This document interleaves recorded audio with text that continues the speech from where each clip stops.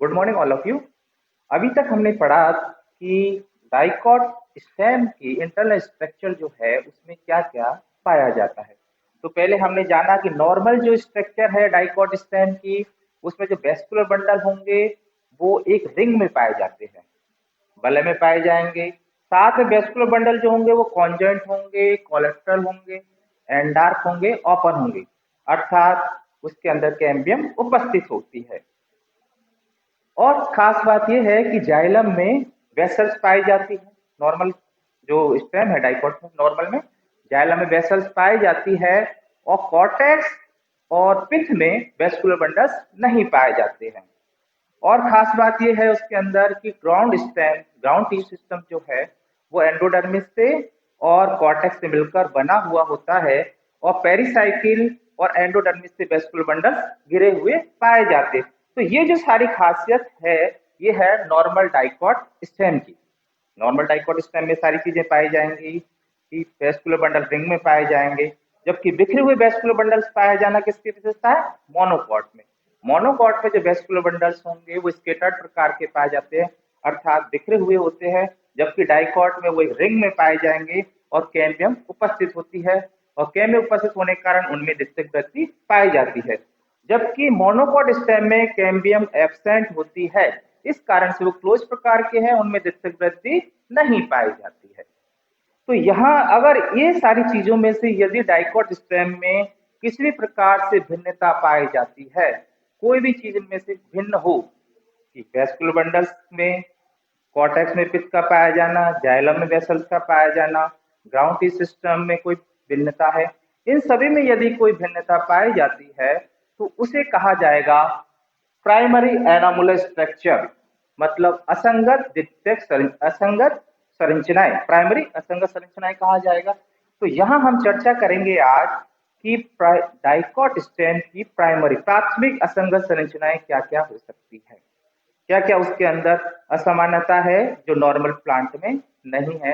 किन्हीं प्लांटों में, बहुत सारे प्लांट्स ऐसे भी है जहां पर कि नॉर्मल की जगह एबनॉर्मल स्थिति पाई जाती है, और एबनॉर्मल अब सामान्यता है, एनालॉमस कंडीशंस है। तो यहाँ पर हम चर्चा करें, देखें तो सबसे पहले बिखरे हुए वेस्कुलर बंडल्स का पाया जाना, जो कि डाइकॉट स्टेम की विशेषता नहीं है। बिखरे हुए वेस्कुलर बंडल पाया जाना मोनोकॉट की विशेषता होती है, लेकिन कुछ पादपों में जो वेस्कुलर बंडल्स है वो बिखरे हुए पाए जाते हैं। तो बिखरे हुए वेस्कुलर बंडल्स का पाया जाना, एनालॉमस स्ट्रक्चर आ गया, एनालॉमस प्राइमरी एनालॉमस है डाइकॉट स्टेम में। तो कुछ पादप ऐसे हैं जिसमें बिखरे हुए वेस्कुलर बंडल्स पाए जाते हैं, जैसे कि निम्पिया है, निम्पिया, पेपेरोमिया, पाइपर, कालीमन और थैलिक्ट्रम। ये पादप ऐसे हैं जिनमें कि बिखरे हुए वेस्कुलर बंडल्स पाए जाते हैं, जबकि बिखरे हुए वेस्कुलर बंडल की विशेषता मोनोकॉट की होती है, यहाँ पर बिखरे हुए वेस्कुलर बंडल नहीं पाए जाने चाहिए। लेकिन ये चारों प्लांट्स ऐसे हैं जहां पर बिखरे हुए वेस्कुलर बंडल पाए जाते हैं, और चारों ही डाइकॉट है। दूसरी बात करते हैं हम कॉर्टिकल वेस्कुलर बंडल्स। हालांकि डाइकॉट स्टेम में कॉर्टेक्स में किसी प्रकार के वेस्कुलर बंडल्स नहीं पाए जाते हैं। सबसे ऊपर एपिडर्मिस, फिर हाइपोडर्मिस, फिर कॉर्टेक्स, फिर एंडोडर्मिस, फिर पेरिसाइकिल, फिर फ्लोएम, फिर कैम्बियम, फिर जाइलम। ये इसकी नॉर्मल स्ट्रक्चर्स है। मतलब कॉर्टेक्स जो है वो पेरेन्काइमेटस कोशिकाओं से मिलकर बना हुआ है, और उसमें किसी भी प्रकार के वेस्कुलर बंडल्स नहीं पाए जाते हैं। लेकिन अब सामान्यता के रूप में कुछ पादपों में कॉर्टेक्स में वेस्कुलर बंडल्स पाए जाते हैं। कॉर्टेक्स में वेस्कुलर बंडल पाए जाते हैं। यदि कॉर्टेक्स में वेस्कुलर बंडल पाए जाते हैं तो उनको कहा जाता है कॉर्टिकल वेस्कुलर बंडल्स, बलकुटीय संफूल। इसी प्रकार से पित्त, पित्त में वेस्कुलर बंडल्स नहीं पाए जाते, लेकिन कुछ पादप ऐसे हैं जिनमें कि पित्त में भी वेस्कुलर बंडल्स या मेडुला में वेस्कुलर बंडल्स पाए जाते हैं, उनकी हम चर्चा करेंगे। साथ में इंट्राजाइली फ्लोएम, सामान्यतः जो जाइलम होता है, जो फ्लोएम की स्थिति होती है वो जाइलम के बाहर परिधि की ओर होती है। बाहर परिधि की ओर तो फ्लोएम पाया जाएगा, और केंद्र की ओर जाइलम पाया जाता है। नॉर्मल कंडीशन देखी जाए तो इसी कारण इसको कहा जाएगा एंडार्क। एंडार प्रकार के वेस्कुलर बंडल्स पाए जाते हैं, कॉन्जॉइंट, कोलेटरल, एंडार और ओपन प्रकार के। लेकिन जाइलम के अंदर भी कभी कभी किन्हीं पादपों में जाइलम के अंदर की तरफ भी फ्लोएम पाए जाते हैं, तो इनको कहा जाएगा इंट्राजाइलरी फ्लोएम। क्या कहा जाएगा? इंट्राजाइलरी फ्लोएम कहा जाएगा। हालांकि कुछ पादपों में जब द्वितीय वृद्धि होती है, सेकेंडरी ग्रोथ, सेकेंडरी में पढ़ेंगे। कुछ पादपों में जब सेकेंडरी ग्रोथ होती है तो वहां पर क्या होता है कि जब कैम्बियम जो है वो जाइलम बनाती है, फिर फ्लोएम बनाने लगती है कहीं कहीं बीच बीच में, तो उस प्रकार को कहा जाएगा इंटरजाइलरी। वो इंटरजाइलरी, इंटर मतलब अंतर, दो जाइलमों के बीच में, तो वो हम बाद में डिस्कस करेंगे। और ये है इंट्राजाइलरी। अब सामान्यता के रूप में प्राइमरी एनालोमस स्ट्रक्चर, प्राइमरी स्ट्रक्चर में कि जाइलम के अंदर की तरफ फ्लोएम पाया जाएगा। ऐसा नहीं होना चाहिए, लेकिन कुछ पादपों में पाया जाता है। वेसल्स की उपस्थिति डाइकॉट स्टेम की बहुत बड़ी विशेषता है कि वेसल्स पाई जाती है, जाइलम में वेसल्स पाई जाती है। लेकिन कुछ पादप ऐसे होते हैं जिनमें कि जाइलम में वेसल्स नहीं पाई जाती। इन सब का अध्ययन करेंगे हम यहाँ पर। प्राइमरी एनालोम स्ट्रक्चर डाइकॉट स्टेम में असामान्यता, प्राथमिक असामान्यताएं क्या है? तो ये तो सिंपल है कि बिखरे हुए वेस्कुलर बंडल्स पाया जाना। दूसरे में बिंदु पर हम चर्चा करते हैं कॉर्टिकल वेस्कुलर बंडल। तो इसका एग्जाम्पल है, दो एग्जाम्पल अपने पास, एक तो कैजुराइना है और एक है निक्टेंथिस आर्बर ट्रिस्टिस। निक्टेंथिस, यहाँ देखिए डायग्राम जो है वो निक्टेंथिस आर्बर ट्रिस्टिस का है। निक्टेंथिस आर्बर ट्रिस्टिस हाथ सिंगार, इसको कॉमन भाषा में कहा जाएगा हाथ सिंगार का प्लांट, आप सबने देखा होगा, हाथ सिंगार है, वर्बिनेसी इसका फैमिली है। तो यहाँ पर ये जो सबसे खास बात है, बहुत अच्छा एग्जाम्पल है कॉर्टिकल वेस्कुलर बंडल्स का, कि यहाँ देखें तो कॉर्टेक्स के अंदर सबसे ऊपर एपिडर्मिस है, एपिडर्मिस के ऊपर एपिडर्मल हेयर पाए जाते हैं। कुछ प्लांटों में पहले बताया कि हेयर किन्हीं प्लांट में पाए भी जा सकते हैं और नहीं भी पाए जा सकते, जरूरी नहीं। तो यहाँ पर एपिडर्मिस है सबसे ऊपर की लेयर, एपिडर्मिस के ऊपर एपिडर्मल हेयर पाए जाते हैं। एपिडर्मल हेयर के, एपिडर्मिस के जस्ट नीचे हाइपोडर्मिस होती है। तो यहाँ जो हाइपोडर्मिस है या तो कंटिन्यूस हो सकती है पूरे में, या सिर्फ जो कॉर्टेक्स के वेस्कुलर बंडल्स है उनके ऊपर ये चारों कोनों पर पाई जाती है। चार कोने हैं, चार कोनों में इस प्रकार की स्ट्रक्चर है इनकी। तो ये जो फिर जो कॉर्टेक्स जो शुरू होता है, तो कॉर्टेक्स में क्या पाए जाएंगे? वेस्कुलर बंडल्स पाए। ये देखिए कॉर्टेक्स, ये सारा सारा यहाँ, ये एपिडर्मिस, ये हाइपोडर्मिस, ये कॉर्टेक्स यहाँ तक है पूरा पूरा। तो कॉर्टेक्स के अंदर क्या आ गया? कॉर्टेक्स के अंदर ये सारा स्ट्रक्चर जो कॉर्टेक्स है इसके अंदर क्या मिल रहे हैं? वेस्कुलर बंडल्स पाए जाते हैं। बहुत अच्छा एग्जाम्पल। तो कॉर्टेक्स के अंदर वेस्कुलर बंडल्स पाया जाना असामान्यता है, नॉर्मल रूप से नहीं पाया जाना चाहिए कॉर्टेक्स के अंदर वेस्कुलर बंडल्स। लेकिन यहाँ आप देखेंगे कॉर्टेक्स के अंदर वेस्कुलर बंडल्स पाए जाते हैं।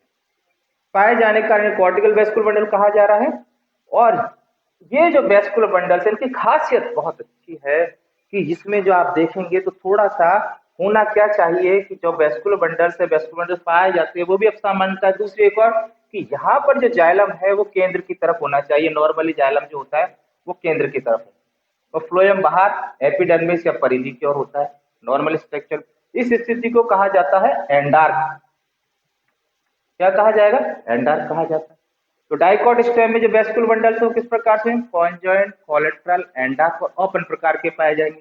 कैम्बियम भी पाई जाएगी, कैम्बियम भी है। यहाँ पर जो जो वेस्कुलर बंडल्स है उसमें जाइलम जो है वो बाहर एपिडर्मिस की ओर है और फ्लोएम जो है वो केंद्र की ओर है। तो इसको कहा जाएगा इनवर्सली या inverted cortical vascular bundle. Inversely मतलब प्रतिलोमित, उल्टा है, होना चाहिए जाइलम केंद्र की ओर और फ्लोएम बाहर परिधि की ओर। तो ये जो अपोजिट हुआ है इसी कारण इसको कहा जाएगा इन्वर्टेड प्रतिलोमित प्रकार के। तो बहुत सारी एग्जांपल पूछा जाता है कि इन्वर्सली ओरिएंटेड वेस्कुलर बंडल्स जो है वो किस प्लांट में पाए जाते हैं। तो याद रखने वाली बात है कि इन्वर्सली ओरिएंटेड जो वेस्कुलर बंडल्स है वो निक्टेंथिस में पाए जाते हैं। निक्टेंथिस जो कि हार्ट सिंगार कॉमन भाषा में कहा जाता है उसमें पाए जाते हैं। अच्छा क्वेश्चन है, बहुत से पूछा भी जाता है इसका कि कॉर्टिकल वेस्कुलर किसमें पाए जाते हैं और कॉर्टिकल वेस्कुलर बंडल्स में भी इन्वर्सली ओरिएंटेड वेस्कुलर बंडल्स किसके अंदर पाए जाते हैं। तो हार्ट सिंगार सबसे अच्छा एग्जांपल है इसका।